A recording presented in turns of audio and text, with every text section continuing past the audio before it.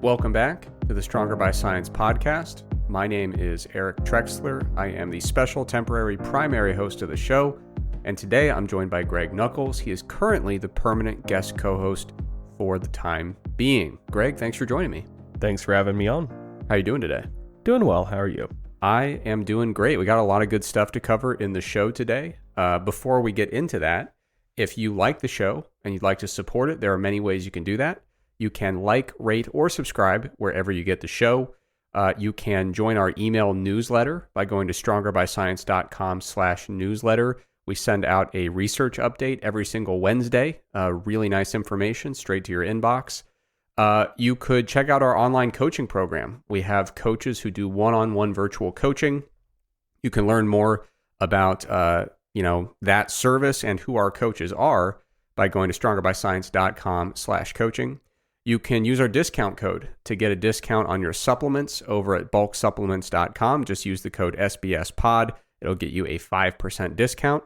Of course, you could subscribe to the Mass Research Review. Many of you did during our big Black Friday and Cyber Monday sale. Thank you so much for the new people who have joined us. And thanks to the old people who have been with us for all this time. Mass is now, I think Mass is entering the 7th year? I believe so, yeah. Yeah, entering volume 7 here. So some folks have been with us for a really, really long time, and we sincerely appreciate that. Another thing you could do is check out Macro Factor. It's the diet app that we co-designed, co-developed with a really talented team of folks, and there is a free trial, so you can check it out, take it for a spin, and see if you like it. All right, so let's do some business here regarding the podcast schedule over the next few weeks. Obviously, last week, for the first time ever, we did a re-airing of a prior episode, and that was for a very good reason. Like I mentioned in the introduction last week, that was basically kickstarting a string of shows that are going to lead us into the new year. Obviously, New Year is a really big time for fitness. People start putting together some goals and some plans for the upcoming year, and so we wanted to tailor our content in December and January to make sure that we were kind of focusing on topics that were related to that so we could be hopefully as helpful as we possibly can. So last episode was a re-aired episode of a really long discussion, really detailed discussion about goal setting. Today, in this episode, we are going to build upon that. We're going to do a very brief review of goal setting, and then we're going to talk about motivation and behavior change. And I'm going to explain how all those concepts kind of work together: goal setting, motivation, and behavior change. And then in the future, we've got a number of shows that are already planned out. We're going to be talking about how to actually structure a weight loss diet, how to incorporate things like mindful eating, how to incorporate cardio for weight loss, and what kind of effects you can actually expect from doing that. And we're also going to talk a little bit about the importance of sleep. So we've got a whole line of shows that are planned out and ready to go. And today, like I said, it's going to be all about motivation and behavior change. But before we get into that, I did want to talk briefly about the most recent Stronger by Science article. So one of the big misconceptions in the world of evidence-based fitness is that meta-analyses basically trump everything all the time. So you'll see people engaging in chatter somewhere between a discussion and an argument on the internet about some topic. Someone will say, yeah, but look at this study where X, Y, and Z happened. And someone will say, get your pathetic randomized controlled trial out of my face, because I have a fresh PubMed link to a meta-analysis, which is at the top of the hierarchy of evidence, and this discussion is officially closed. And in my article, I push back against that a little bit. I wouldn't say I push back entirely. Conceptually, I do think that there's a reason that systematic reviews and meta-analyses have a well-earned spot at the top of the hierarchy of evidence. But the hierarchy of evidence, there's an underlying assumption there, which is that all these different forms of evidence have been gathered or conducted effectively, right? So the hierarchy of evidence kind of goes out the window if you're comparing two forms of evidence and one is just riddled with errors and the other was done quite proficiently and effectively. So I wrote an article which was originally for the Mass Research Review, which is also posted on strongerbyscience.com. And the title is, scrolling up, Meta-analyses are the gold standard for evidence, but what's the value of gold these days? And so the reason I called it that is because I was reviewing a paper by Cadleck and colleagues. Their paper was called With Great Power Comes Great Responsibility, Common Errors in Meta-analyses and Meta-regressions in Strength and Conditioning Research. So the general idea was, we've got this hierarchy of evidence, and that's good. And I certainly don't have major issues with the general structure of the hierarchy of evidence. But like I said, the underlying assumption there is that these meta-analyses are at the top of the hierarchy, and we assume that they've been done very proficiently and are not, they don't contain errors. And the main point of this really, really good paper by Cadleck and colleagues is that we really can't rest on that assumption in our field currently, that when you come across a meta-analysis, that it will be done very proficiently and it will be free of statistical errors. So in my article, I talked a little bit about, I started by talking about the origin of meta-analyses. Had you ever heard that story before? I think you were the one who told it to me. Okay, that makes sense. I have known you for a while. We talk about this shit. But so I always find it really interesting because meta-analyses, like I said, they've kind of gotten this reputation in our little bubble in evidence-based fitness of being indisputable, untouchable, beyond reproach. And I think it's helpful historically to look back at where meta-analyses originated, where they came from. And also, I thought it was an interesting look back at discourse in science. I think we often have, I think a lot of folks make the assumption that back in the day, there were all these very great thinkers who were very calm and academic in terms of how they approach questions, always very even-keeled, even temperament, and they wouldn't get in the social media dust-ups that we indulge these days. I don't know why we make that assumption, because they were humans and we are too. And man, the first thing that you would call a contemporary attempt at meta-analysis really was just a giant beef between Almroth Wright and Carl Pearson. And the beef was about the typhoid vaccine, the vaccine for typhoid fever.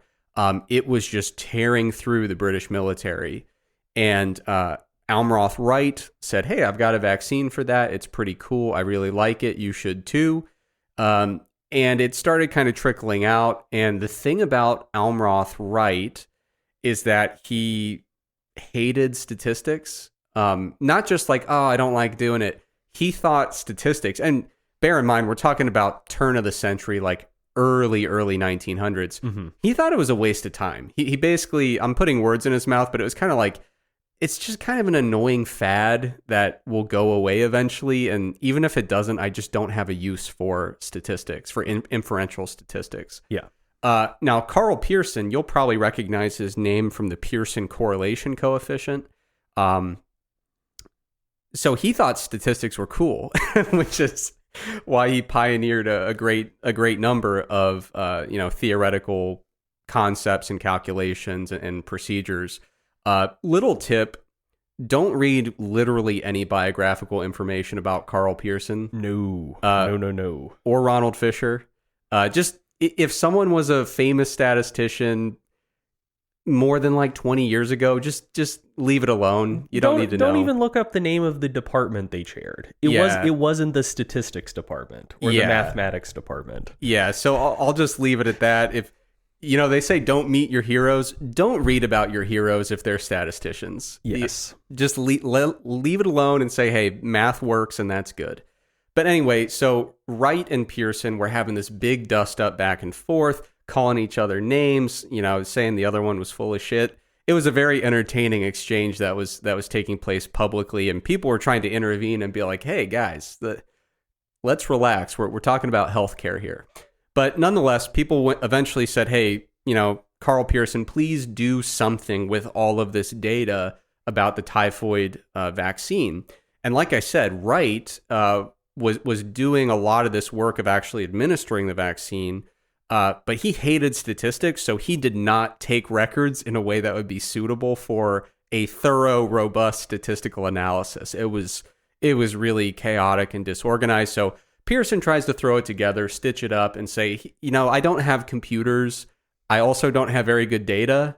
But anyway, here's a meta-analysis that I just came up with. Yeah. The reason I bring that up is because I think if you were to dichotomize the outcome, was Pearson's analysis correct or incorrect?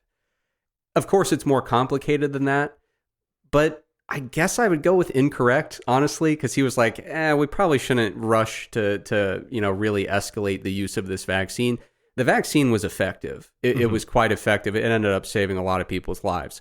And so I like to bring that up because it gets down to the general aside from being interesting and watching people get in like a Facebook argument 100 years ago, aside from that, I think it's interesting to kind of reinforce the point that a meta-analysis is only as good as the actual calculations being done and the underlying data, right? So if you meta-analyze crappy data, you're not going to get a good result. Or if you have great data and you use a really heavy-handed or erroneous approach to calculations, you're also not going to get great information from it.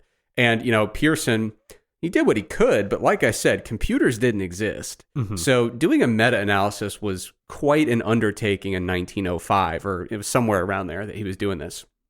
So that's where we started with meta-analyses. It's not like they start from this, we had all these problems, couldn't solve them. Somebody came through and answered all these questions perfectly. But let's switch to the modern day here. What Kadlec and colleagues did in this study was they looked at the 20 most cited meta-analyses in the field of strength and conditioning, and they basically screened them for common statistical errors. Now, I would have to assume, I'm speculating here, that they basically did this project because they read enough metas in this field and said, I kind of know what I'm looking for. I think that these light bulb went out. I think that these hypotheses this will be a cool. Are we just going to keep rolling with mood lighting? I think so. Sure, why not? People are going to love this. Keep it loose. Yeah, we just had a light bulb go out if you're listening on audio only platforms. So the mood has changed very much. And now it's really dark and shadowy and quite mysterious, I would say. But anyway, so they look at the 20 most cited meta-analyses in strength and conditioning. And like I said, I speculate that they kind of knew what they were looking for already. Yeah, it's hard to read too many metas in our field without recognizing that there are a handful of pretty pervasive problems that crop up a lot. Exactly. Yeah. So one of the things that I like to highlight when talking about this particular study is they went for the 20 most cited meta-analyses. So I would argue personally that they kind of stacked the deck against themselves in terms, like if they were just trying to cherry pick and say, oh my God, look at this high number of errors, you probably wouldn't go for the most cited because, citation metrics, that's a conversation of its own. It's not a reliable indicator of quality, but it's not like they were looking for the crappiest, most ignored meta-analysis that somehow snuck through the crappiest journal in the field, right?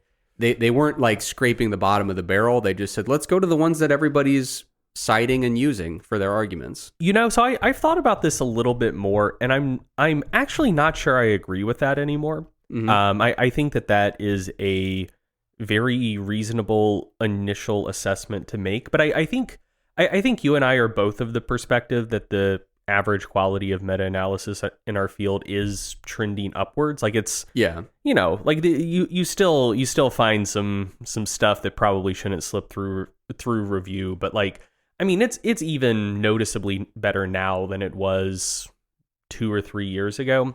Yeah. And when you look at a lot of the years on these metas, just going down the list, starting with the most cited and working down 2009, 2012, 2004, 2010, 2009, 2014, 2016, 2012. Like there are a couple in here from 2018, but nothing thereafter. Yeah. So I think that these are probably better than the average meta-analysis was during the same time period. But I do think the average meta-analysis getting published today is probably of a similar quality or slightly better. I would say it's probably similar. So like, I think the way that I summarized it in the article, or the way I framed it, is what I see in meta-analyses today is, first of all, they're more numerous in quantity. I see a widening of the gap between the good ones and the bad ones. Yeah. So I think this was from the majority of these studies are from a time period where the good ones weren't as good. So yeah, I don't think, like, if you were going to stack the deck fully and say, like, I'm going to make it really hard to find an error, then you'd probably say, okay, well, what we're going to do is go at the 25 most recent ones published in a high quality journal that only publishes systematic reviews. Like, you would go to like Sports Medicine, which almost exclusively publishes reviews. It kind of has the best reputation, I would say, of journals in our field when it comes to systematic reviews and meta-analyses specifically. Yeah. Like, so I there would be a way for them to stack the deck more aggressively against themselves, for sure. Because like you said, I mean, they're getting better over time, especially the higher quality ones are getting much more sophisticated. But there's still a lot of those just bottom of the barrel ones that are sneaking through, and you're like, what happened here? Right? Yeah, no, I agree with that. Yeah, so I think we're definitely on the same page there, where they certainly weren't making it easy for themselves by going for the 20 most cited. I think it's probably pretty representative, all things considered, when you factor in the fact that things are getting better over time, but there are also just a lot of bad metas that are coming out even today. So when it comes to the errors that they were screening for, one was ignoring outliers, which is pretty self-explanatory. Like, ideally, when you're doing a meta-analysis or reading it, the whole purpose is to derive really useful insights from the data. And it is kind of frustrating when you look at a meta-analysis and there's like one or two or three studies that are just on a different planet in terms of effect size, and you're just like, are you going to mention that? Like, that seems important. If we're summarizing this literature, it would be important to know why those are out there and how much they're impacting the analysis. Number two, miscalculated effect sizes that arise from using standard errors instead of standard deviations. Pretty self-explanatory, happens way too much. Usually you can identify it by just glancing at the forest plot, and reviewers don't. Yeah. So there's that. Well, and that dovetails with number one, because if you're screening for outliers, most of the time those miscalculated effect sizes using standard errors will also be outliers. Yeah. So. Yeah. Those are usually the same thing. It's usually that the outliers are miscalculated effect sizes. Not always, but often. Should we give just like a little bit more background for people who don't have any statistics background for like why the standard error, standard deviation thing is specifically a problem? Sure, go for it. Sure. So, typically, so if you've heard of a bell curve, for instance, or just like a standard, or like a normal distribution of something, generally that's going to be described with a mean and a standard deviation, and so like something within plus or minus one standard deviation from the mean, that's about 2/3 of your data. Plus or minus 2 standard deviations, that's about 95% of your data. Plus or minus 3 standard deviations, that's like 99.8, 99.9% of your data. It's most of it. And yeah, not too much data more than 3 standard deviations from the mean. So it tells you basically how spread out your data is. But then for the purposes of like computing a p-value or a t-statistic or whatever, like for kind of the next step of your analysis, where you're trying to determine like, hey, how different are these means? You want to take the sample size into account. And so essentially, like if you study one group of people, take their bench press 1 rep max, and it's 100 kilograms plus or minus 10 kilos. So that plus or minus standard deviation. And that's based on 8 total subjects versus you get the exact same distribution, 100 plus or minus 10 kilos with a sample of 1,000 subjects. You can be a lot more confident in that distribution of results and of your mean results, which is what you're ultimately trying to estimate, with the sample of 1,000 than the sample of 8. And so if you're comparing like, hey, we took this other sample of people who bench press 110 plus or minus 10 kilos, are these two sample means different? Essentially, you want to treat the sample of 1,000 as if there's way more precision in that estimate, because there is. You sampled a lot more people. And so what you do to calculate a standard error is just divide the standard deviation by the square root of the n of the like group size you're dealing with. And the n is the sample size, just to be super clear. Yeah. And so essentially, like, if you have if it's 100 plus or minus 10 and there's like 9 people per group, you would divide that 10 by 3, the square root of 9. And so your standard error would be like 3.333 repeating. If it's 100 plus or minus 10 and you have 100 subjects in the group, you divide by the square root of 10. So your standard error would just be 1. Essentially just, again, denoting that your estimate of the mean is a lot more precise and reliable if you're dealing with a larger sample size to start with. And so where this becomes a problem is standard errors are just mathematically always smaller than standard deviations. And that's especially problematic if you have like a huge group. So, shrinking that plus or minus 10 down to plus or minus 1 with the standard error if you have that sample size of 100. But regardless, like no matter how big your group is, even with just 9 subjects, you're shrinking it down to 1/3 of what the size was. And so if you're calculating an effect size in the Cohen's d family, generally what you're calculating is a difference between groups divided by a standard deviation. And so if you just mess up and plug a standard error in there as well, or if you plug a standard error in instead of a standard deviation, you're making the denominator of that fraction that you're creating much smaller. And so that has the effect of massively inflating the effect size. So an effect size that maybe should have been, a d of 0.4, like a relatively small effect size, if you mess up and use the standard error instead, now instead of 0.4, it might be like 1.5, because you just, you just made that little slip up.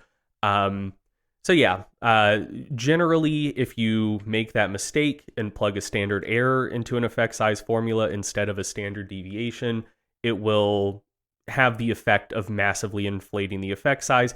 And like I said, generally those things will be outliers as well. Like it should jump off the page at you, but not always. So if something would otherwise have a trivial effect, like a D or a G value of like 0.1, 0.15, and you accidentally plug in a standard error, now you might still wind up with an erroneously calculated effect size that looks reasonable in magnitude, like, maybe 0.4, 0.5, whatever. Doesn't really jump off the page at you, but it's still, inflated 2, 3, 4, 5-fold bigger than it should have been. Yeah. And my number, if I'm just like reading through a meta for the first time, if you're giving me a Cohen's D or a Hedges G and you're saying, it was about a 3.5, I'm looking at the full text. Like I'm going to go in and be like, are you sure? Yeah. And I will say, like, there are some original papers, like not to put 100% of the blame on the meta-analysts here. There are some original papers where clearly the authors have said, here's a standard deviation, and it's actually a standard error. Yeah. I have absolutely seen that before. Now, 100%. Ideally, a meta-analyst would be looking at it very closely, and there should be, in a well-reported study, enough contextual factors where you would be able to sort that out. But sometimes it happens, and sometimes it goes from a super, super, super tiny effect size to a very small effect size, like you mentioned. So this stuff can get a little messy, a little technical. But anyway, yeah. So it can be a problem, and like I said, if I ever see an effect size above 3 in a forest plot, my first thought is, are we sure that's a standard deviation that got put in here? Yeah. So the third one is ignoring within study correlation. And that might sound very jargony and technical, but it's typically quite simple. It's, correlated observations are basically when you're getting multiple effect sizes in a meta-analysis that are coming from the same sample of individuals. And you can extend that out with some of the more nuanced modeling techniques into even multiple samples from the same study ought to be correlated to some extent, just because of all the other factors of study design that are similar among those samples. But getting it down to very, very basic language here, sometimes you'll see a study where they're like, yeah, we were measuring strength outcomes, and we got bench press and leg press and back squat and deadlift. So sometimes in a meta-analysis, you'll see that the analysts opted to use 4 different data points from the same group and treat that as if it was just 4 totally different groups of people in terms of how mathematically how the data were crunched. And so, of course, that runs into a number of statistical issues where some individuals are having really undue influence on the analysis, and it's just generally statistically problematic to be double counting or triple counting or quadruple counting individuals within the analysis. Number 4 is focusing on within group rather than between group results. A great example of this that came up, I reviewed a meta-analysis on vitamin D. And, normally with an effect size, you're looking at what was the effect of the vitamin D group compared to the effect observed in the placebo group. That's really how you want to frame that effect size. It's not just what was the effect in the vitamin D group. You want to say what was the effect in the vitamin D group above and beyond the effect of the placebo within this study. Mm-hmm. But I reviewed a meta-analysis in Mass a couple years back with vitamin D, where in terms of calculating effect sizes, they just pretended the placebo groups didn't exist, and so ultimately that's just losing a great deal of pertinent information and basically sacrificing one of the key elements of what makes the randomized controlled trial so valuable, right? Mm-hmm. If you're doing that, you're effectively getting rid of the major advantages of doing a randomized controlled trial in the first place. Yeah. And then finally, failing to account for within study variance. Basically, when you're doing an analysis, you would like for it to be weighted in a meta-analysis. I had someone ask me a question the other day of kind of niche examples of instances where perhaps you might not want to do weighting within meta-analysis, but broadly speaking, you'd prefer to have a weighted analysis for your meta-analyses. And what that means is there's different ways that you can weight a meta-analysis. Inverse variance weighting is the most common in our field. But generally speaking, what that means is the bigger studies get a little bit more pull in the analysis. Mm-hmm. They kind of anchor the analysis more.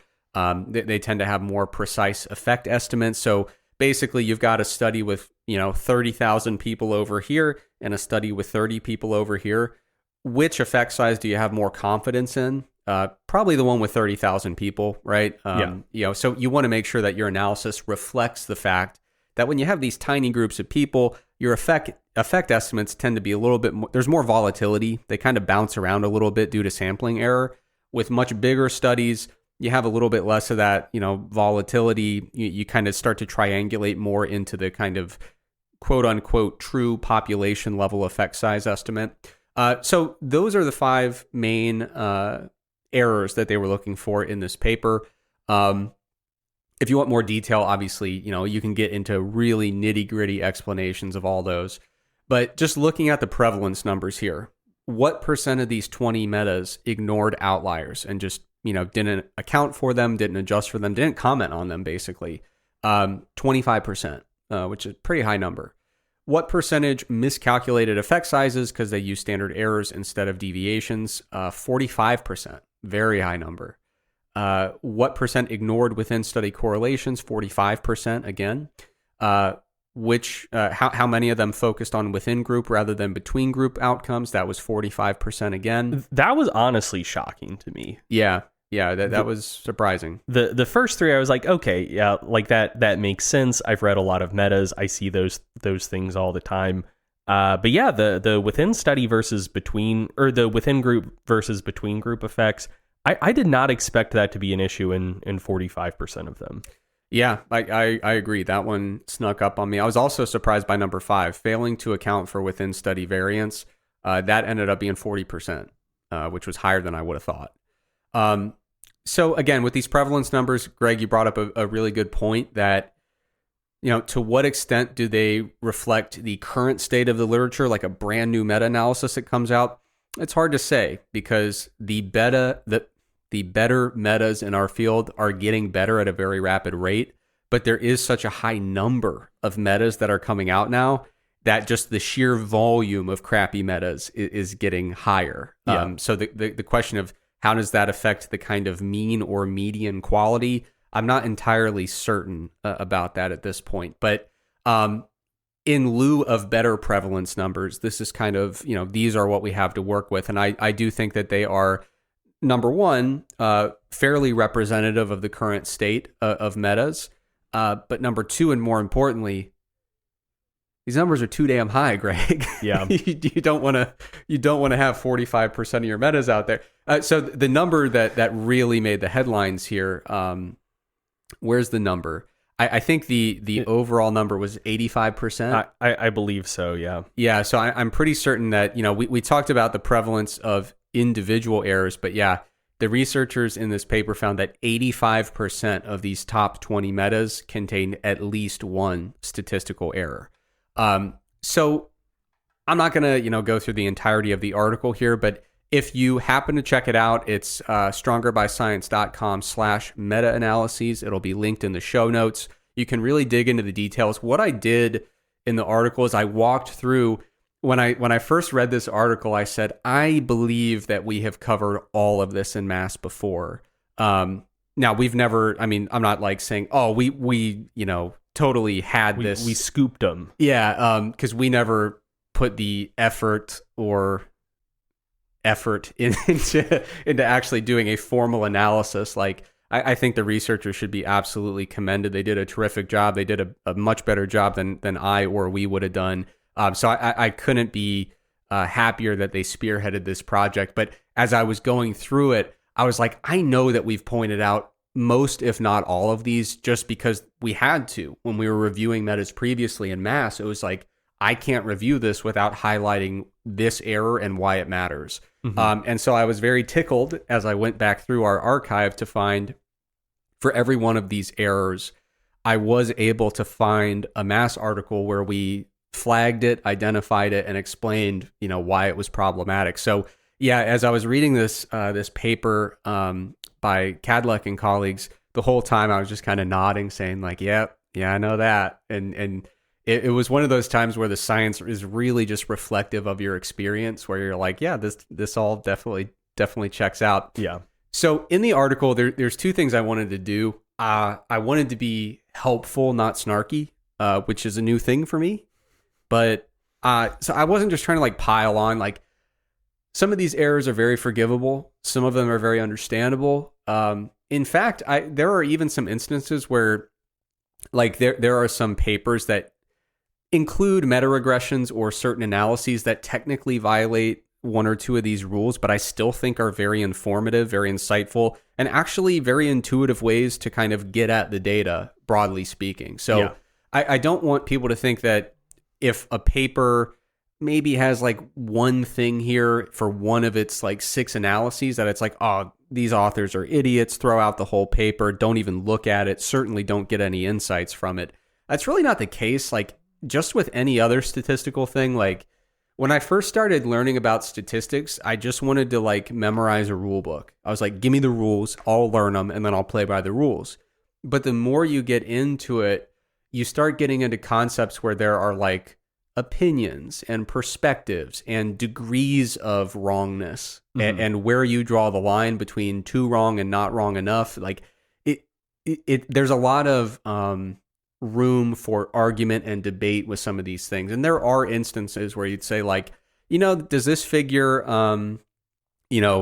fail to account for within study variance? Yes. Is it still very, very informative for answering the research question? Also, yes. You do run into that stuff.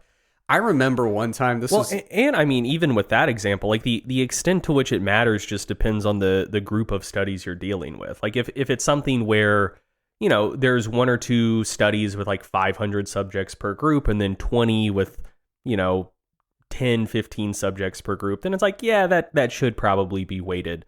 But if it's a meta where, there's 8 studies going into it and all of the studies have between 12 and 20 subjects per group, should you weight it? Sure.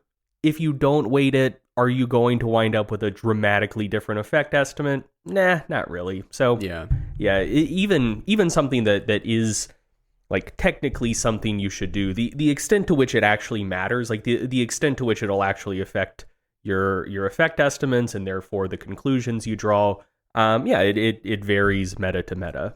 Yeah, and some of these errors, like I'll look at a paper and I'll know exactly why they did it, because I'll be like, I see what you're getting at with this analysis, and I don't know what software I would use to actually answer that question and check all these boxes. Like it exists. I mean, if nothing else, you could do it yourself. You could get in a really flexible program like R and just do the math if you're good enough to do that. I'm not.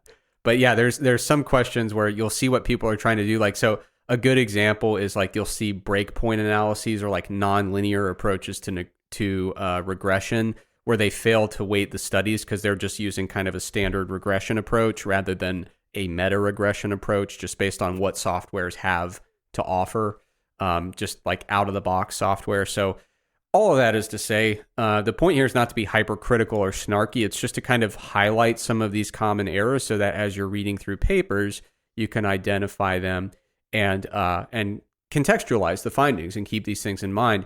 I was going to say, one of the things I was talking about like differences of opinion and perspective in statistics. I remember one time I was really lucky. I took a class with a really good statistician he was probably pushing 80 years old. He had seen everything. He had been in the field forever and was really, really well respected for sure. And I remember one time he said something in a lecture and I was like, that strikes me as being, I'm not saying wrong, but contradictory to everything I've ever heard on the topic. And so then I like spent like an entire evening just Googling and Googling and Googling, getting into like message boards that only people with a PhD in statistics are even like aware of. Mm-hmm. And I'm digging into the details and I eventually find a reference supporting this statement. And the reference, it leads me to a footnote. And it said, "This is true because so-and-so said it." And it was my professor. And like, so basically like people in the like tiniest, most nuanced statistical circles were actually like, yeah, like Bill made a really, really good argument for this. And it's definitely, a really solid perspective. But like, in terms of like, is it right or wrong? It really just depends on who feels that they've been convinced of it, So all of that is to say, statistics, when you start getting into some of these topics, it's not totally black and white. Sometimes there are some gray areas, and the total impact or the relative impact of an error, like you said, is very context dependent. So number one, just trying to flag some of these errors so that readers are aware of them and can keep them in mind. Number two, in the article, I provide a checklist for reading a meta-analysis. It's a 10-point checklist, and it's basically, if you open up a brand new meta and you say, okay, what am I looking for here? It's the 10 items that I think people really should have in mind whenever they read a meta-analysis. So I'm not going to bore people by reading through these 10 points one by one. Not great radio, in my opinion, but they're in the article, and I definitely recommend checking it out. The overall tone of the article, it's important to clarify the point I'm making and the point I'm not making. So I'm definitely not saying like, oh, metas are so bad, you should just disregard them. Metas are a very, very powerful tool. They deserve to be at the top of the hierarchy of evidence. But we still ought to do them as best we can. We should, as a field, be very compelled to get better and better and better with our metas. So metas are still great, but we should read them critically and skeptically, just like we read any other research. We should not say, well, it's a meta, so damn, I guess I'm wrong, right? I mean, maybe you are, but a meta, we still have to really rigorously interpret them, look for some of these key errors, and contextualize their findings accordingly. All right, I think that's all I had to say on that. Oh, yeah, I did want to mention shout out to Charlie Poole. I gave him an acknowledgement in the article. I was so lucky, man. Charlie Poole taught a course at my university on meta-analyses, and he's in the stats and methods group of the Cochrane collaboration. If you ever heard of like a Cochrane review, they're basically like the governing authoritative body on, I would say, systematic review methodology and also just the general concept of evidence-based practice. And unless I'm mistaken, I believe it's named after Archie Cochrane, who kind of came up with evidence-based practice as a thing. I could be wrong on that, so I'm sure people will fact check me and dunk on me in the appropriate channels.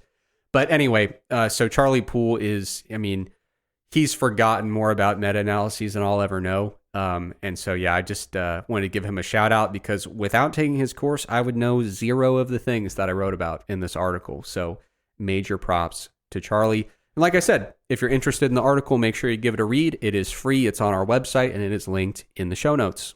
The one thing I would add is so when I posted this on Instagram, it did the post itself did really well, and there were a lot of comments on the post, and there was a particular flavor of like reactionary reactionary comment to the post and to this content in general that I think is I understand how people got there, but I also think it's a reasonably indefensible perspective, which is just people being like, well, if 85% of these metas have errors, that means meta-analyses are fake, and that anyone who's like trying to cite meta-analyses to support a particular point, they have no idea what they're talking about. Like, this shit's all just fake news. But like the thing is, like, the study itself that you were writing about in your article about it, like one of the key points is that all of these errors are reasonably easy to spot. Yeah. Like if you either read the article by Cadlick and colleagues or Eric's article about their article, you should be able to relatively quickly and easily gain the tools to spot these errors. And then like just account for them yourself, basically. Which doesn't necessarily have to include like re-extracting all of the data and like rerunning a meta-analysis for yourself. But for instance, like it's not hard to spot an outlier. Like it's not hard to spot studies where they use standard errors instead of standard deviations to calculate effect sizes. Like it does require more legwork on your part, pulling up some of those individual studies with some effect sizes that might seem suspect. It's not hard to like just note whether they weighted the studies or not. They'll either say, hey, we did inverse variance weighting, and then on the right column of the forest plot they do, you can see like different weights for each one. Or they just don't. And if you just if there's 8 effect estimates in a forest plot, if you just plug them into a calculator and divide by 8 and you get the exact mean effect reported, then like, they probably didn't weight it. But yeah, like this is all like pretty simple, basic stuff to spot for yourself. So yeah, like, and like we mentioned before, the average quality of metas, at least that are getting published in high quality journals, is trending up over time. So like this is at least in part, a snapshot of the state of meta-analyses in our field 5-10 years ago. So yeah, like basically what we're trying to say is don't throw the baby out with the bathwater entirely. Like a well done meta-analysis is still incredibly valuable, and a lot of these common errors in meta-analyses, you shouldn't feel disempowered, like, oh, if they made a mistake, there's no way I could ever spot this, and so I shouldn't look at metas at all because they might lead me to erroneous conclusions, et cetera, et cetera. Like that is not what you should take from this.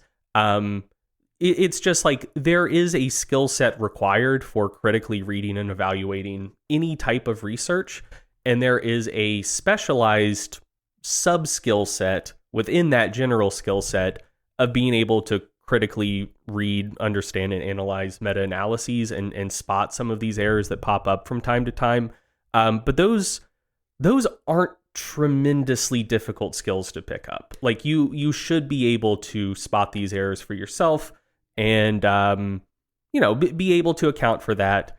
So you can still read meta-analyses and derive correct and beneficial conclusions from them.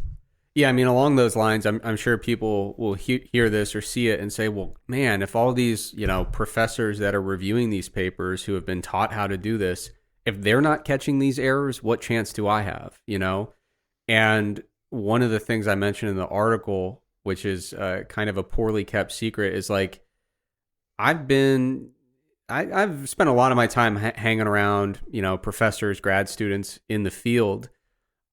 I don't know of a department that actually has a class in their department about the statistics of meta-analyses. I've never heard of such a thing. The only reason I was able to access that course was because it was way across campus in a totally different department. I sought it out myself, and people thought I was kind of a dumbass for doing it, honestly. It turned out to be like one of the best courses I took in all my schooling, but the reality is with reviewing these metas, a lot of the folks that are reviewing them have never done a meta-analysis or crunch the numbers for it and have never taken a course that demonstrates how to do that. And they're going into this with, I would argue, kind of insufficient information to review a meta critically, personally. So yeah, if you're kind of assuming like, man, this has gotten through people who are really well trained in this particular thing, that's actually usually not the case, which is a whole separate problem entirely. But yeah, I mean, this does not mean that metas aren't helpful and useful, but it means, hey, they're a piece of research and we have to read research critically, you know? As the first and only fitness podcast with a steadfast commitment to traditional family values, we know that protecting families is important.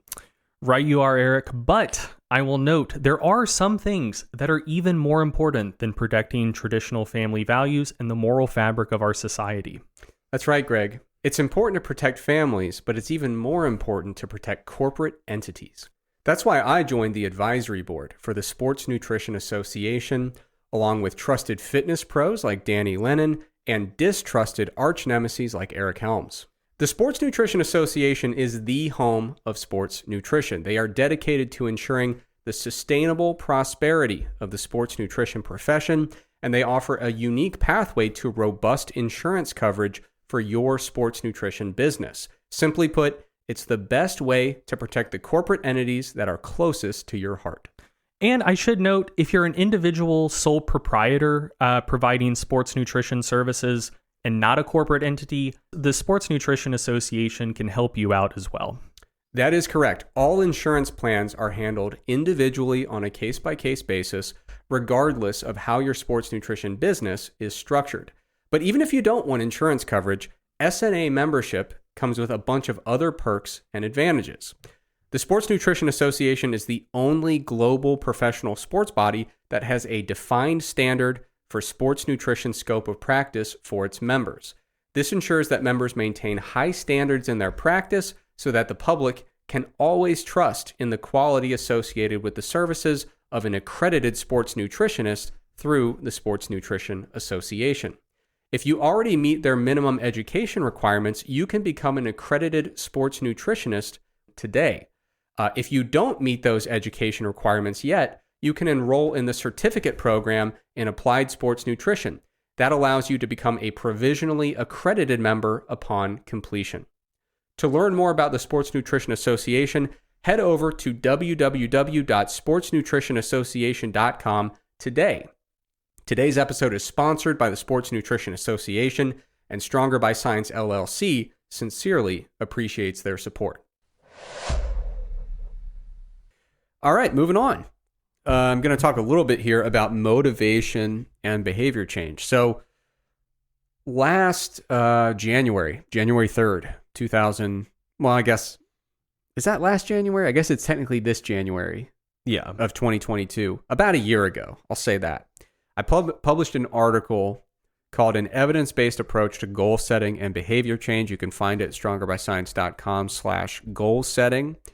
And that was the kind of topic of last week's episode, the re-aired episode. And the focal point basically is goal setting and a couple of little tips and strategies for turning goals into action. But the article, in hindsight, definitely lacked two important things. Not necessarily a weakness of the article, but you can't write one article about all things, right? You gotta cut it at some point. That article lacked a comprehensive framework for understanding and promoting motivation, and it also lacked a comprehensive framework for understanding and promoting sustainable behavior change. And so that is what this segment's all about. I want to pick up where goal setting left off and kind of build on it from there.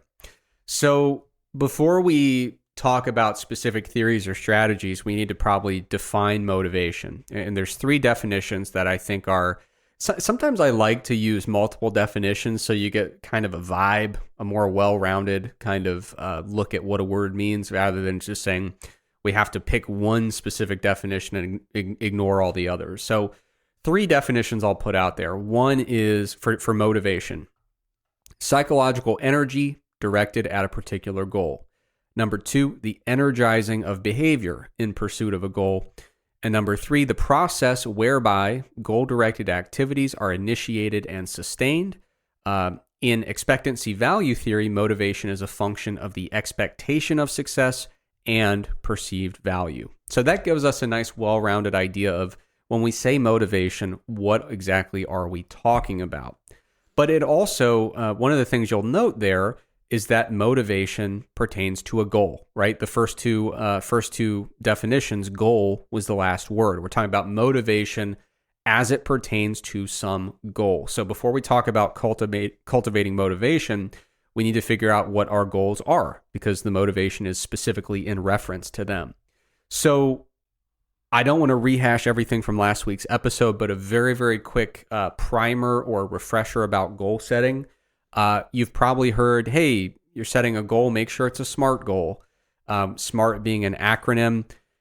You can dig into the article for more details. You can listen to last episode for more details. SMART goals, not that smart. They've really caught on in fitness, but not for good reasons. Not because they were developed for fitness and health, not because they have been robustly empirically tested and validated in health and fitness. It was really a corporate tool to keep people on task. And people were like, SMART, I like the sound of that. I think that's going to work for us. But the problem with SMART goals is that they are, they're totally isolated. They're just kind of floating around. You've got this specific thing that is kind of like decontextualized. It's like, oh, I'm going to go to the gym for 45 minutes, 3 days a week. And it's just kind of existing out in the ether, and like it's not tethered to anything. And so sometimes people will kind of make a little list of SMART goals, 3 or 4 of them at a time. There's no organization in terms of how they all link together. There's no kind of broader framework for how they're all fitting together. And so, you start falling short on one or the other. You kind of lose interest, lose motivation, and you kick them by the wayside, and then you start over next January. That's a really common thing. So rather than focusing on SMART goals, which empirically just don't seem to be that great for health and fitness. I think it's much more helpful to focus on a goal hierarchy, which I talked about a lot previously. But you want to basically have this tiered system where you've got a superordinate goal, which really is tied to your sense of self. It's really reflective of your values, your priorities, and kind of your idealized sense of self. And then under that, you have intermediate goals that support that superordinate goal. And then under those, you've got even more subordinate goals. And that's where you start to see something that resembles a SMART goal. You know, those subordinate goals are more specific. You kind of really sketch out how you intend to implement them in a really defined way. But they are now contextualized within this broader hierarchy, which is anchored by a superordinate goal. And there's tremendous value of this. For example, two really big advantages, I guess three really big advantages. First of all, your superordinate goal, because it's that anchor that is really tied to your sense of self, it tends to be more stable and resilient. So like you might lose interest in this like random SMART goal that you're doing 3 days a week, 45 minutes, but why though, right? And eventually you start missing the third day and you say, screw it, I don't care anymore. With a superordinate goal, it's hard to throw it out and say, screw it, I don't care anymore. I mean, this is something that is fundamentally tied to your sense of self and your value system. So it gives you that resiliency and that robustness where even when you run into friction and challenges and you start having some slip ups, you say, right, but like, do I still value what I value? And the answer is typically yes, right? So that's one advantage. Or if the answer is no, that means you're going through a complete shift in worldview, major existential crisis, and the fact that you're like not losing weight at quite the rate you want to, or your bench press progress has stalled, is really the least of your concerns. But it is really powerful though to have this framework, and when you start working through it and you say, you know what, the more I think about it, the more I think my superordinate goal has changed. Sometimes people... Or that you just lied to yourself in the first place. Yeah, or that it was never the right goal for you. Sometimes people toil for years on end before they actually make that realization.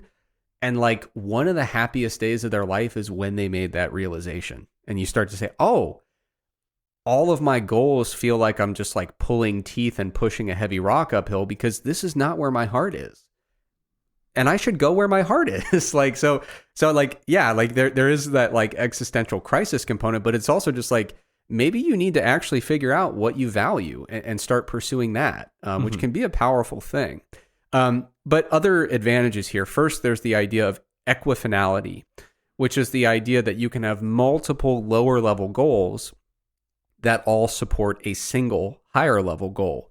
And so, for example, if you have a higher level goal that is to be healthy, for example, you might say, okay, I want to exercise, I want to sleep well, I want to manage stress well, I want to clean up my diet. If you start slipping up in one of those categories, you are still able to pursue other avenues that are supporting the higher level goal, right? So you don't feel like, wow, I'm a complete failure. You say, okay, there's 4 routes by which I can really make strides toward that higher level goal that's really important to me.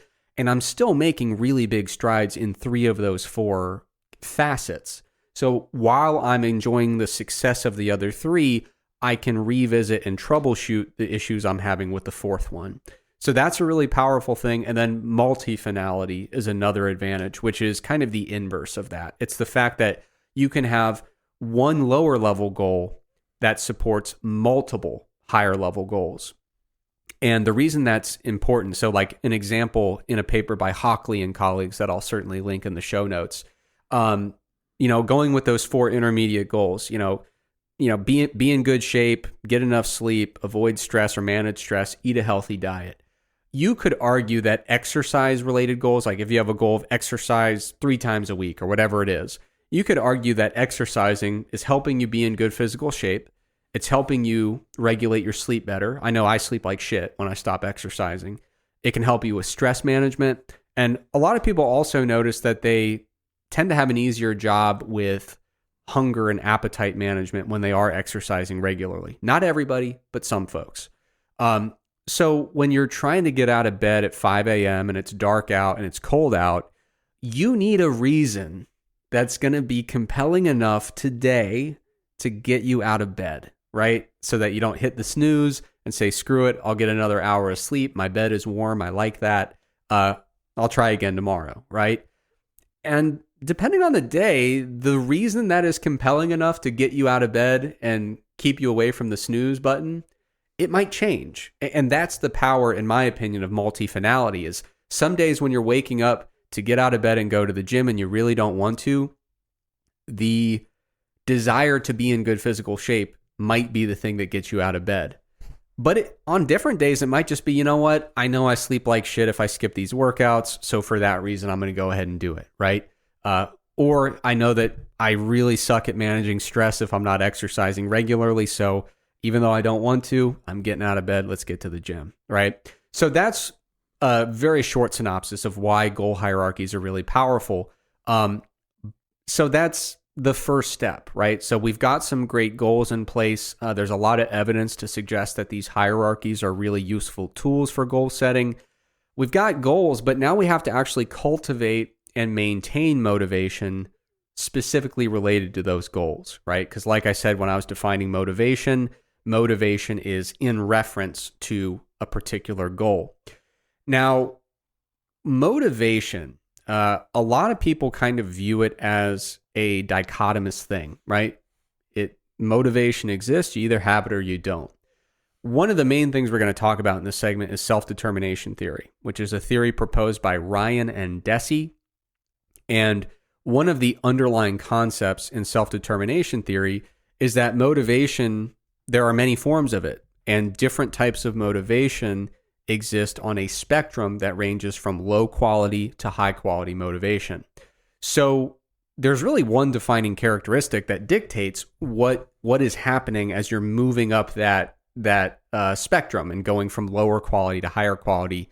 And the question is, to what extent are intrinsic factors really guiding this motivation? So, of course, the lowest quality form of motivation is the absence of motivation, which you would call amotivation. But then you've got lower quality types of motivation that are very extrinsic in nature. And if we think of like a super low quality extrinsic motivator, it's like you literally have to do this or you're going to get punished. Yeah. Deep down, you think it's stupid. You don't want to do it. You don't value it. If you had any choice at all, you certainly would not do it. But simply to avoid punishment, you will do it, right? Totally extrinsic in nature, very low quality motivation, generally speaking. And then you get into tasks that are not totally intrinsic, but they're getting close, right? So a good example is that I read in a paper by Ryan and Deci is doing your homework, right? So you can think of, a high school kid doing their homework, right? Totally extrinsic would be, if I don't do this, my teacher is going to give me a hard time. My parents are going to give me a hard time. I think it's dumb and stupid. I don't value it at all, but I'm just going to do it so I don't have to deal with that shit. But there's also a form of extrinsic motivation that is kind of moving up into higher quality, which is, do I love doing homework for its own sake? No. So it's not a purely intrinsic motivator here where I'm just doing it because I love it, I value it for its own sake. I think this homework is excellent. But you might say, okay, I'm a junior in high school. I want to make sure I get into the college that I like. I do sincerely believe that if I do well in this course, I'll have better opportunities for school, and that will set me up for the type of career that I'm hoping for. It's more intrinsic. You are invested in some belief that there's value in this, and there is some part of you that says, yeah, I'm better off doing this, Yeah, like you don't care about the thing itself that much, but you do care about what it might be able to do for you. Absolutely. Yeah. So that's why we don't say, oh, there's just two kinds, extrinsic and intrinsic. It's not really so simple. There's kind of a gradient where you start to say, okay, there are some more internally regulated perspectives and processes that are feeding into this type of motivation as you work your way up that scale. And then, of course, the highest level of motivation is an intrinsic motivation where you are doing this for its own sake. And we do see that a lot in fitness, I think. Like there have been times in my life where it's been really challenging to take an off day.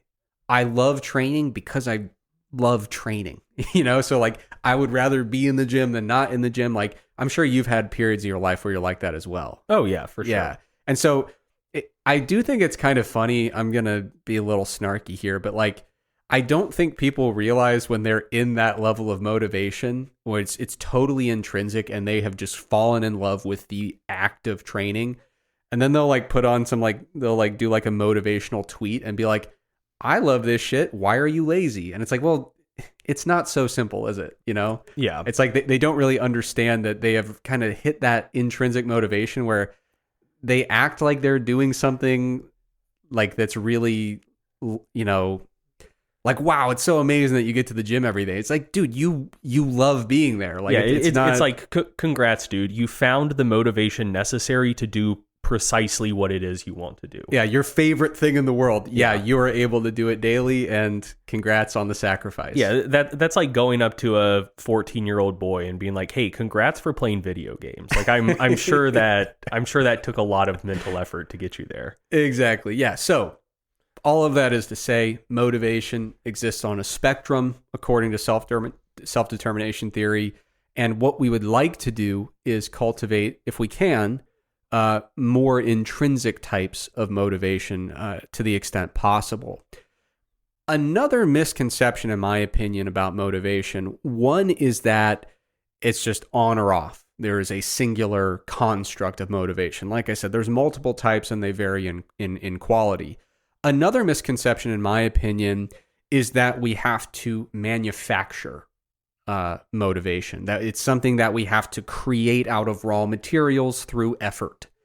And self-determination theory, by my read of it, posits a very different perspective, which is that, humans have kind of an intrinsic drive toward curiosity and growth and betterment. We want to do things that we find interesting and empowering, and we want to grow and master new things and learn new things. Self-determination theory posits that is an intrinsic quality or characteristic of the human condition. However, we are not always at a high state of intrinsic motivation, right? So what self-determination theory suggests is that there are times where we are thwarting or failing to fulfill our key psychological needs that put us in a space where we're really able to kind of tap into that intrinsic motivation. So when, a lot of folks will say, I don't know, like, I feel like I really have to dig deep for that intrinsic motivation.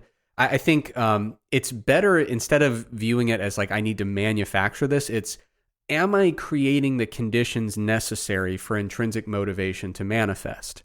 Now, one thing might be that you're setting goals that are just completely misaligned with your interests. And in that case, it's going to be very, very difficult to allow intrinsic motivation to manifest in that context. But like I said, I think a huge misconception is I need to manufacture this intrinsic motivation. I think a much more compelling argument is that we need to create the conditions necessary for intrinsic motivation to organically manifest. And that's going to be a combination of setting really effective goals that are truly in line with our interests and desires, but also fulfilling our key psychological needs so that they are not thwarted in a way that suppresses our ability to let that motivation manifest. Those key psychological needs, we've talked about them before on the show. They are autonomy, competence, and relatedness. Those are the three psychological needs that really drive self-determination theory. And the idea is that when you are able to fulfill those three psychological needs, you are putting yourself in the right conditions for intrinsic motivation to be cultivated. If you are unable to fulfill those psychological needs, if you have major shortcomings in one or more of those areas, you might be in a situation where the intrinsic motivation could manifest, but the conditions simply are not correct. You're not putting yourself in a position, or I don't want to make that like blamey. You are not currently in a set of circumstances that is conducive to intrinsic motivation kind of manifesting organically. So I want to define those terms really quick. Relatedness, two definitions. One, being meaningfully connected to others. Number two, the need to feel close to and understood by important others, people that are important to you. Autonomy is feeling a sense of authentic choice in what one does, or the need to feel choiceful and volitional as the originator of one's actions. So you really feel like you have a lot of power over what you do and why, basically. And then competence is just feeling effective in what one does, or the need to feel capable of achieving desired outcomes, right? And so that ties in really well with some of the goal setting discussions we've had where, when we talk about setting good goals, we talk about the hierarchy, but we also talk about, favoring approach goals rather than avoidance, flexible restraint over rigid restraint, process over outcome, mastery over performance, and setting goals that are hard but not too hard, right? And so when you start to look at the advantages of approach goals, using flexible restraint, process goals, mastery goals, goals that are hard enough to excite us, but not so hard that we just fail and crush our motivation, you can see how some of those concepts are really compatible with fulfilling the sense of autonomy, competence, and relatedness. Not so much, but you certainly can create goals that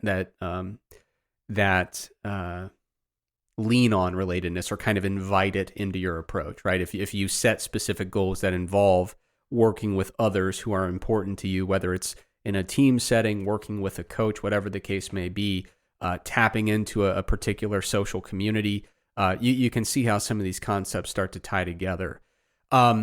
So the general idea here, just to kind of recap, short overview, we want to set a really good goal hierarchy, leaning on some of those goal setting concepts we've discussed already. We want to cultivate really high quality motivation, which ideally is going to be intrinsic motivation.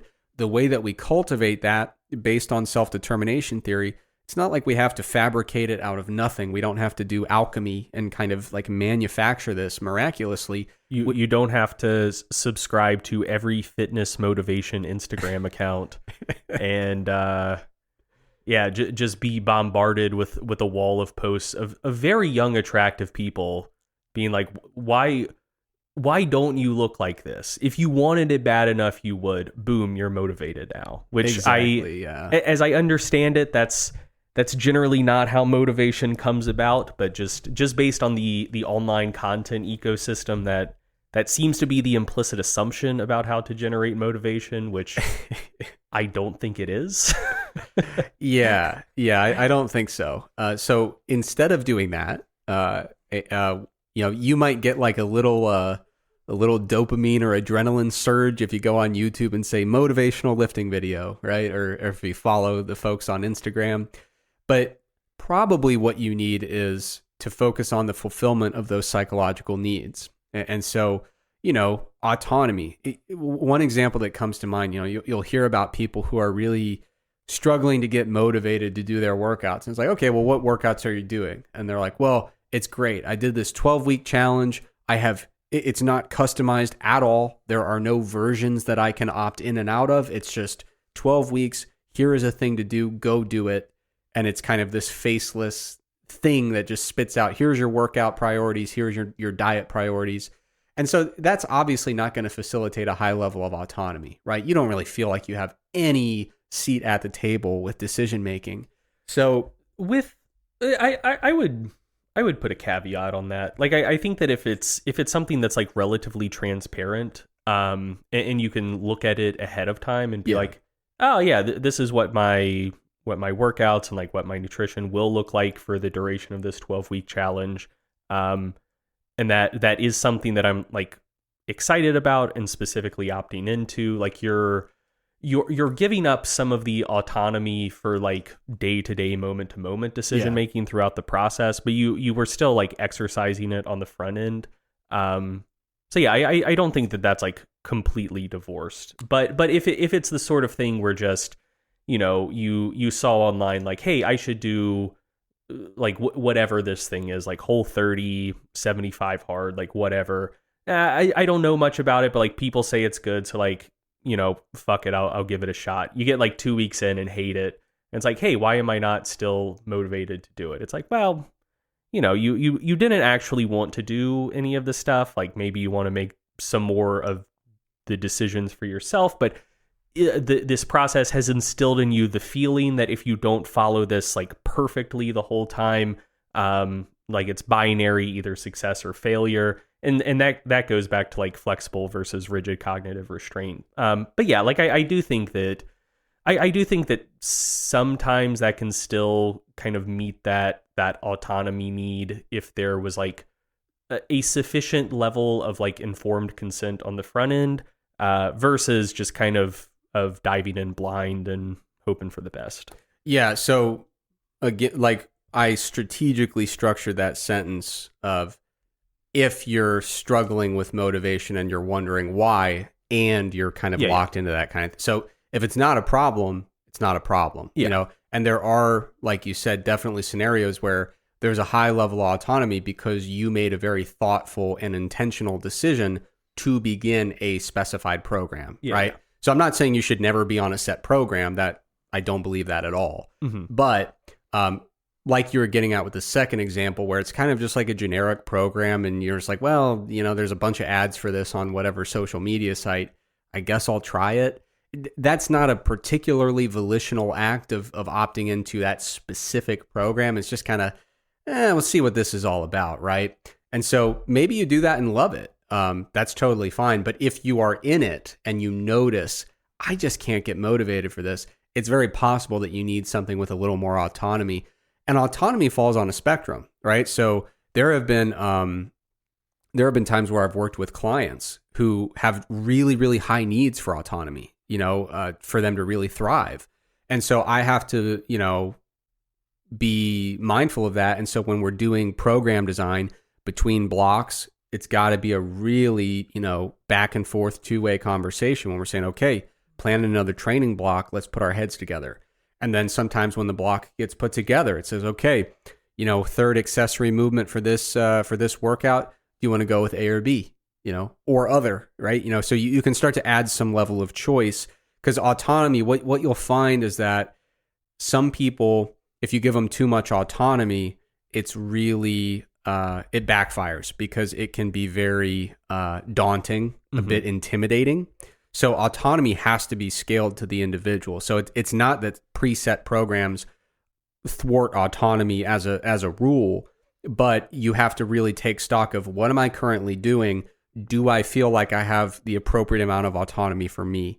Because I've also had clients who, if I say, third accessory lift, pick A or B, it's like, kind of deer in the headlights. Like I want you to tell me what to do. That's why I got a coach, right? Yeah. And so it's important, if you're a coach listening, you have to be able to accommodate both perspectives. But yeah, with autonomy, it has to be a totally individualized thing of, where am I at now? What am I doing? Is it possible that I need something where I have more decision-making power and more ability to kind of volitionally really shape the direction that we're going here? Competence, that's another one where it's got to be really individualized, right? So obviously it's so easy to think of examples for this, but with competence, we have to hit that sweet spot. If you take someone who's a super advanced lifter, they're saying, hey, I took second at nationals last year, I really want to take home the win this year. If you give them just like a super basic generic program, they're obviously not going to be happy about that. That's going to crush their motivation. They're going to be like, why am I, this is like not an appropriate thing for someone at my level of development, right?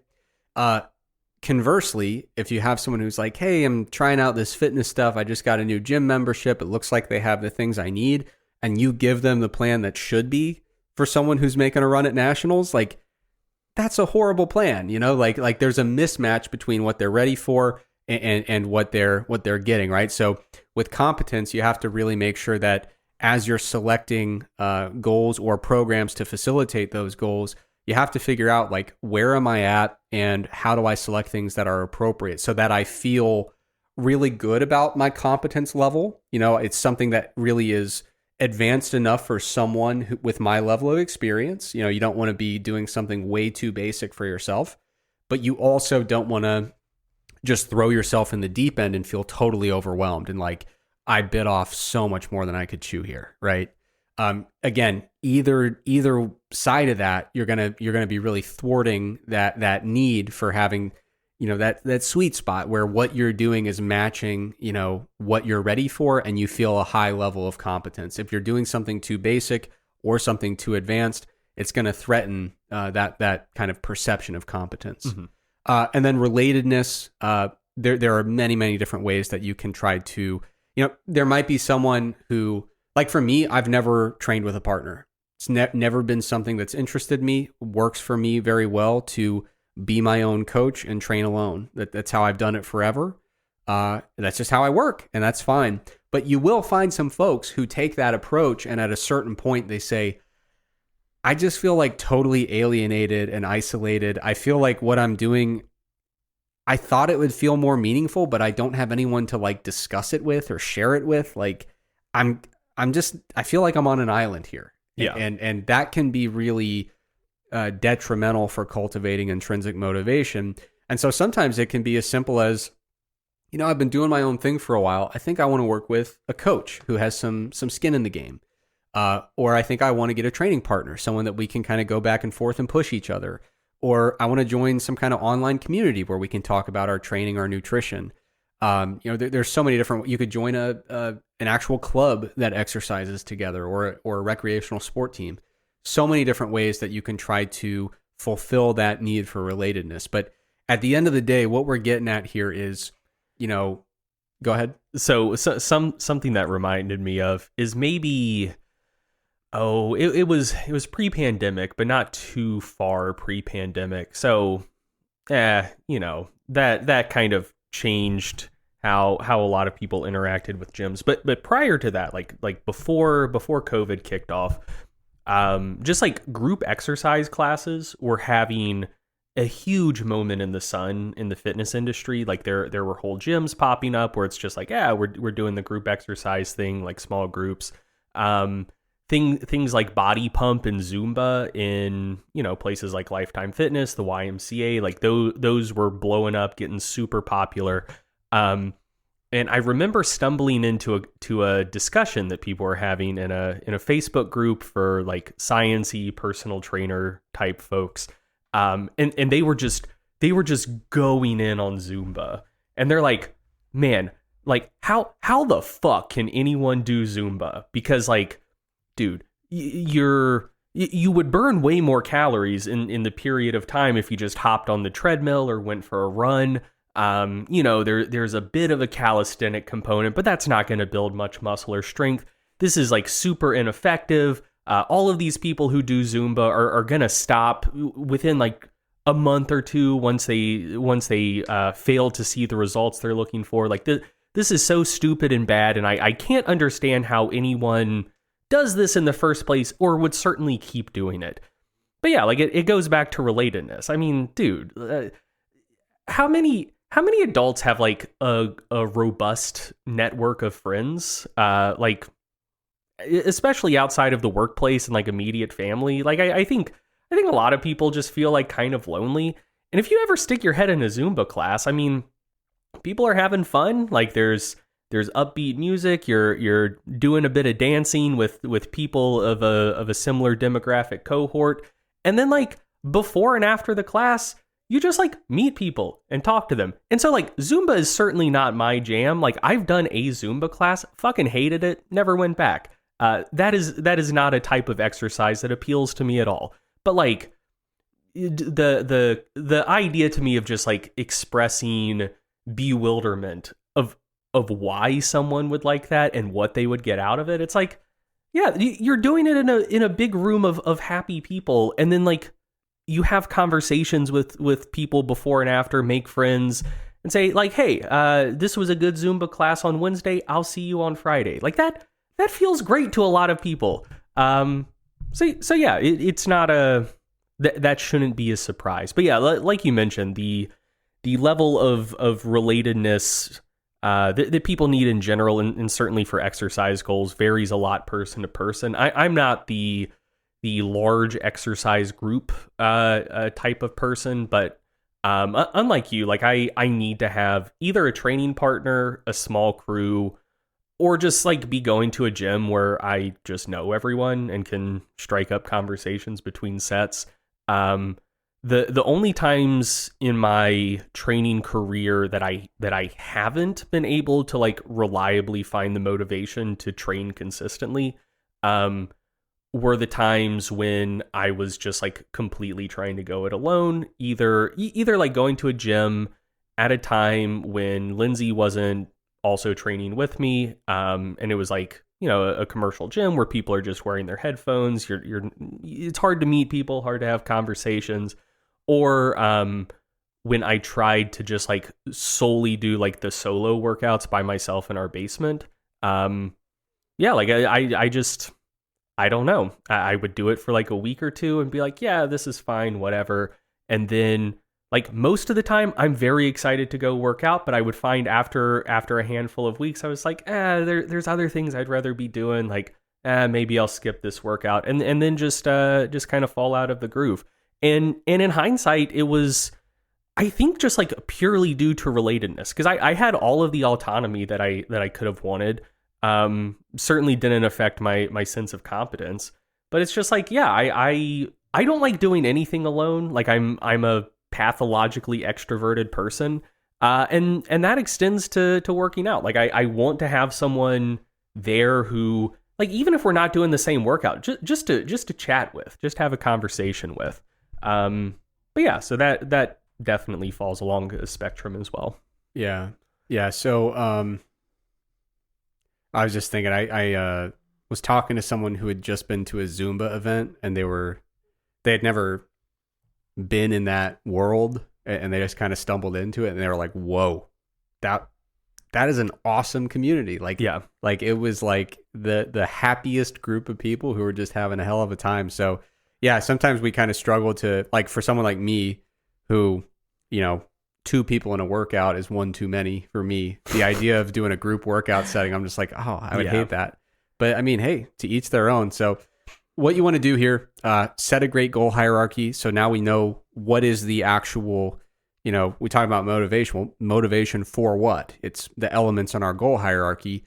What we want to do is not manufacture intrinsic motivation, but just make the right conditions so that can manifest. And so we can cultivate that intrinsic motivation.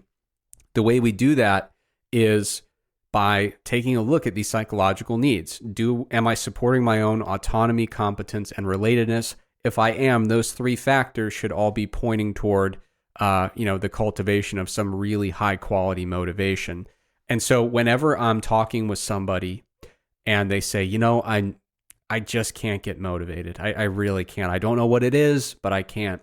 Usually what I do is I say, let's begin by auditing self-determination theory. Let's just look at these 3 psychological needs and figure out, is there any spot where we have a mismatch, where the things we're doing are not adequately supporting the right level of autonomy, the right level of competence, the right level of relatedness? Because, I mean, like I said, you put me in a group of 6 people working out, I'm going to hate it. I want to do it myself.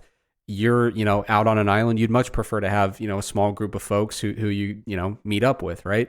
So what you have to do is audit what you're doing relative to your goals and figure out, is there some element, some psychological need here that is not being met? If that's the case, you need to address it and figure out, okay, how are we going to change our approach to actually fulfill that psychological need?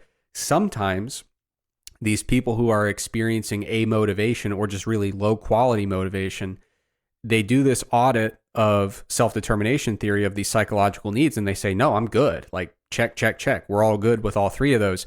When that's the case, then I take it one step up the chain and I say, let's go through this goal hierarchy. Let's figure out if perhaps we've got a misalignment here where the goal hierarchy made sense when we formed it, but perhaps we've drifted away from it and it's no longer really aligned with what you value, the things that excite you, no longer align with your priorities. When I'm troubleshooting motivation issues, that's my process. I start with psychological need fulfillment, and then I work back to the goal hierarchy to see if we need to make some adjustments. Now, there may be instances Well, actually, let me skip ahead here. So we've got our goal. We are addressing our psychological needs so that we are cultivating intrinsic motivation. That's all good. But in order to actually achieve goals within our hierarchy, it's not just writing them down and feeling motivated, right? We have to actually go out and do stuff. And usually that is going to involve modification of some behaviors. We might be changing some behaviors, we might be dropping some behaviors, we might be adding some brand new behaviors, but we need to have some kind of model that incorporates how do humans set themselves up for successful behavior change. Now, there are many models that seek to address that, but my favorite is the COM-B model of behavior change. So that's an acronym COM-B. Now, just a point that I want to make here. When you are developing an acronym, your dream is like, okay, I want a nice acronym, short and snappy, but the dream is that it forms a word, right? I mean, that's the best. If you can get your acronym to form a word, you're golden. They had it. Yeah. Why would you put the hyphen in there? Just call it the COM model. I just don't understand it. COM is a word. You could just use it. But anyway, it's not relevant to the theory itself, but I was just like, man, you had like a 1 foot putt. Just tap it in the hole, Yeah. But nonetheless, aside from the nomenclature, it's a very robust, very solid theory of behavior change.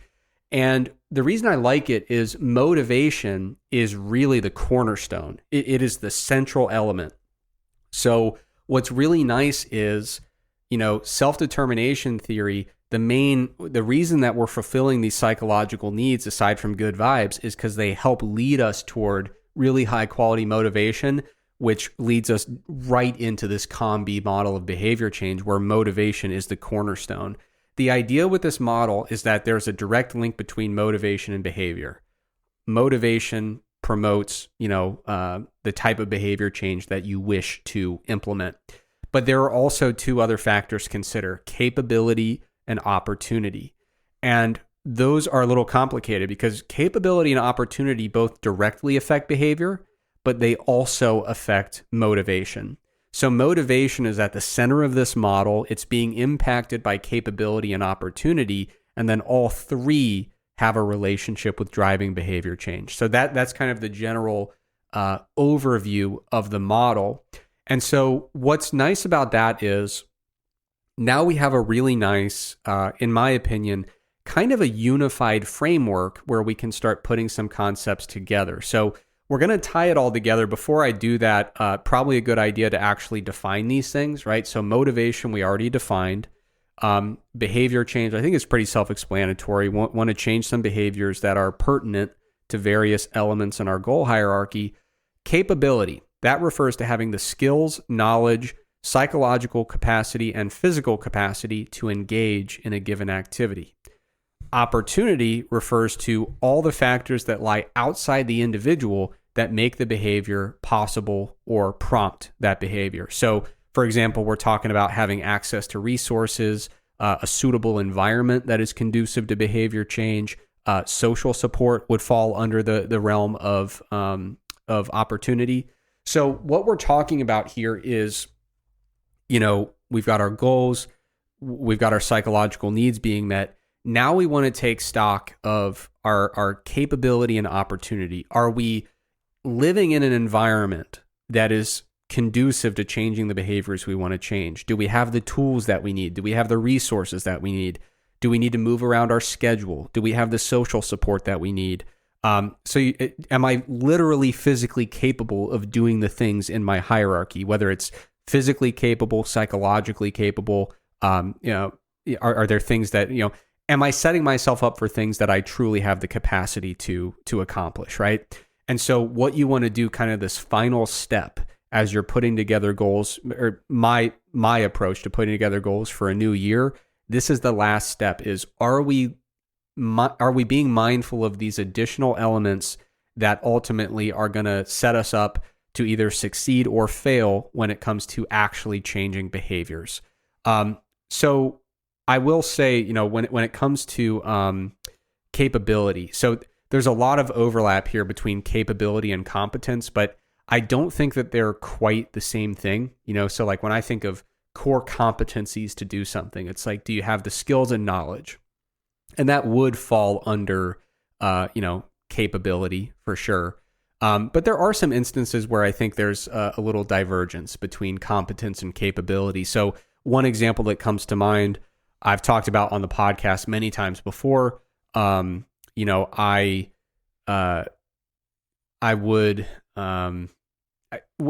training, so I've got like a hip abdomen injury issue thing that I've been training through. It totally messes with the types of exercises I do for lower body training. Not worried about it, not catastrophizing. There's going to be a day where it's all good to go. Not a big deal. But I did run into a situation where my typical training program, I certainly felt competent putting together a training program that would help me meet my goals. But because of some of the injury issues I was working through, I didn't really feel capable of implementing the program as it was written, right? Mm-hmm. So competence wasn't the issue, but capability kind of was, right? Yeah. And so then what I had to do was kind of rearrange some things to say, okay, well, I can put together a program within my gym environment that is, more well aligned with my current physical capabilities that will keep me, away from really high levels of discomfort. You could also look at that and say, well, maybe we should, instead of rearranging the program and staying at the same gym, maybe we'll go more on the opportunity side and say, perhaps you need better equipment to help you train around what you're dealing with, right? So then you could say, well, in order to give myself an opportunity to really succeed with these behavior changes, I'm going to switch over to a gym that has more specialized equipment that really helps me kind of work around some things, right? Mm-hmm. So when we talk about capability and opportunity, it's just assessing, what do I want to do? What am I trying to do? And am I really setting myself for things that are within my grasp, things that are realistically, achievable, things that I'm capable of doing? And have I really given myself the opportunities to succeed? So like another one that comes to mind is like, you might have enough knowledge about food and nutrition to say, yes, I absolutely could track everything I eat by hand and use that to kind of change some of my dietary behaviors. But it is possible that doing that by hand is such a pain in the ass that you just won't do it. Like there's just enough friction there that you're like, yeah, like I have the capability, but I have the competencies required to do this, but man, this is a pain in the ass. That's where you would say, okay, well, one way that I can kind of enhance my opportunity to leverage that skill set is to use an app that makes this more convenient. I think MacroFactor would be a great option, but you get the idea, right? Yeah. The question is, are you surrounding yourself with tools? Are you rearranging your day, your environment to just make this easier on yourself, right? So what that leads us to is kind of this unified model where before we talk about motivation, before we talk about behavior change, we need to have goals, right? Because what behaviors are we changing? What are we getting motivated for? The goal hierarchy sets the stage for all of this.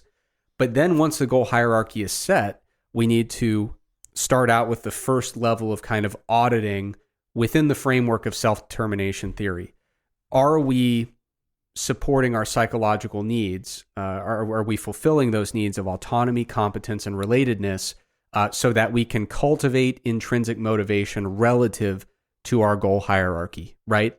And if that's the case, that's good. We move on to the next step. We start thinking about behavior change, and that's where the COM-B model comes into play. And we say, do I really feel like I have all the capabilities and all the opportunities necessary to actually change the behaviors necessary to start doing this stuff within my goal hierarchy? If not, you need to make sure that you're seeking out whatever kind of support and resources you need.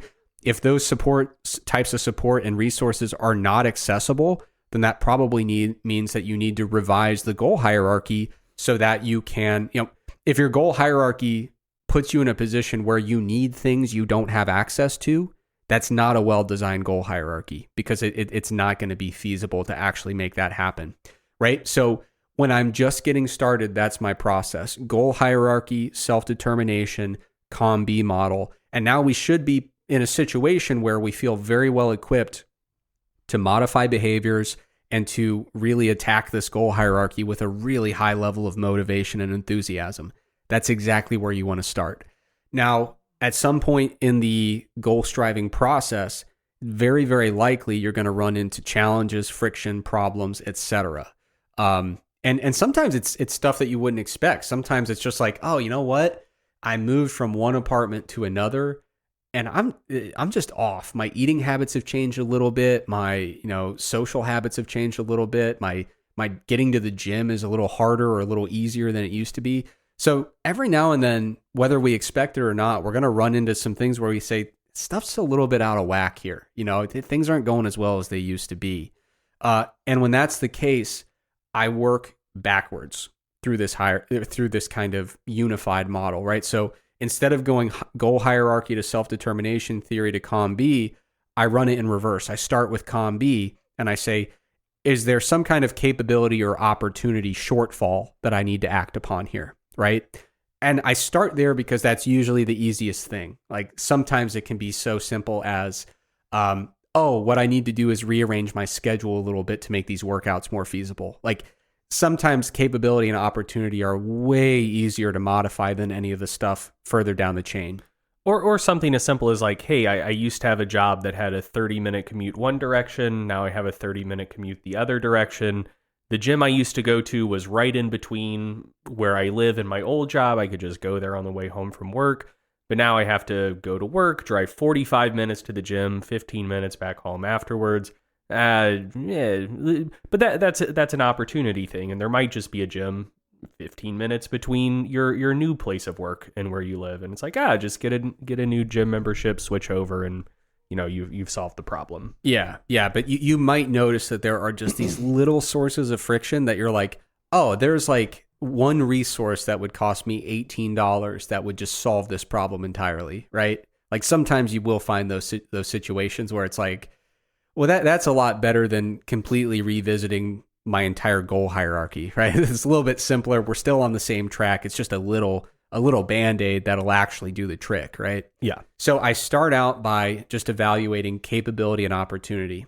Are those my issues? If so, usually that's a good thing because we can intervene on those generally pretty easily and kind of make some quick changes. Now, if it's not a capability or opportunity issue, that means we're probably no longer in the COM-B model. It might be a motivation issue.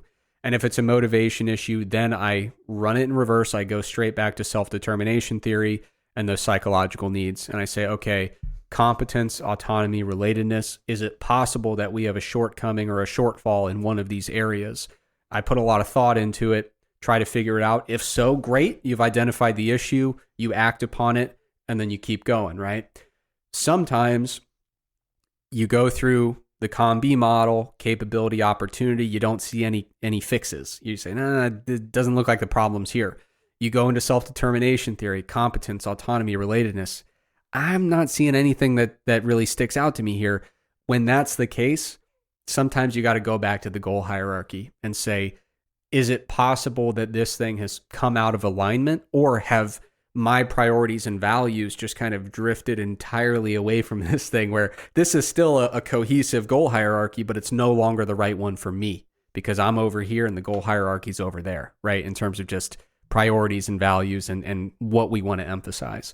So long segment there about behavior change, about motivation and how to incorporate it with evidence-based goal setting strategies. But I do think it was an important conversation to have because, like I said, to me, this kind of feels like an unofficial part two. Like, you talk about goal setting, but there's so much more that needs to happen in order to put that goal hierarchy into action. And I think the key things to focus on are motivation and behavior change. Unfortunately, in the fitness world, there's the ratio of motivation content to useful or evidence-based motivation content is not great. So yeah, I'm certain that as the New Year's comes up, you're going to see a bunch of stuff. It basically just boils down to, hey, just do it and don't complain. Have you thought about wanting it more? Exactly. Yeah. You got to want it more. have you tried? Well, then try harder, Yeah. you know? So I wanted to give people a look at, you know, like actual science stuff about like, you know, empirically driven theories that have been, you know, studied pretty rigorously about what actually helps a person cultivate motivation relative to their goals, and what actually helps people kind of systematically think through, if I'm trying to change behaviors and they're not working, what might be going on here? You know, what might be the issue that actually needs to be resolved? Mm-hmm. So yeah, I hope people find it useful. Do you have any New Year's resolutions while we're on the topic? Oh geez, I don't do New Year's resolutions. I think I more so evaluate my life and you know, what I want to change. If I have any big grand goals for myself or whatnot after allergy season, because for me, New Year's is the worst time to set a new fucking goal, because like, one, I get really bad seasonal affective disorder. I don't have any motivation to do anything in January. Yeah, like, wake me up in April. Exactly. Well, don't wake me up in April, because once the position of the earth shifts enough that I'm getting enough fucking sunlight on my skin to start synthesizing vitamin D and serotonin again and whatnot, that's roughly the time that the same thing happens to the plants, which then create pollen. And I also just have tragically bad seasonal allergies, just horrendous. And so generally that starts laying down mid to late May. And so, yeah, like late May going into June, that's when I'm like, okay, like I've got probably a solid like 5 months where I'm going to be feeling pretty good. And so now let's evaluate my life and see if I want to set any big goals. But yeah, New Year's resolutions, absolutely not. That's not my game. You're on the Kevin Levrone schedule for goal setting. Yeah. Did you ever hear about that? I heard that back in the day, he would often just take 6 months off. Yeah, to tour with his band. Yeah, and he'd be like, oh, I'll pick it up when the Olympia is about 6 months out, and then he would just completely explode and look like Kevin Levrone every time. Yeah. Yeah, I'm do you have any? Not really. I think I'm not a big New Year's resolution person, but it is a good time to kind of take stock and say, okay, what do I want to really emphasize, you know, in the upcoming year? I think I'm going to hit the gym like really hard. I haven't done that in a while, you know. Nice.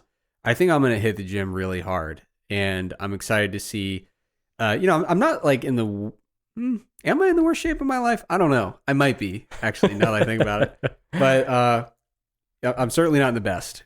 So I would like to get back to a spot where I'm feeling pretty good about it, and just performing well and things like that. So I definitely want to do that.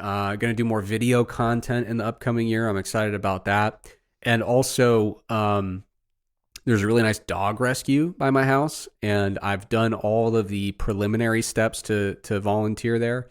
And so I definitely want to emphasize getting back into volunteer work this year. I used to volunteer a ton. I coached a Special Olympics powerlifting team for like 5 or 6 years. Mm-hmm. And then like with COVID, the whole program was just like, yeah, we can't really do this. And so that's definitely been missing. Like I can kind of tell when I haven't been doing that. So I want to get back into it, but I think I'm going to start, rather than doing that same exact volunteer work, I think I'm going to do the stuff at the dog shelter.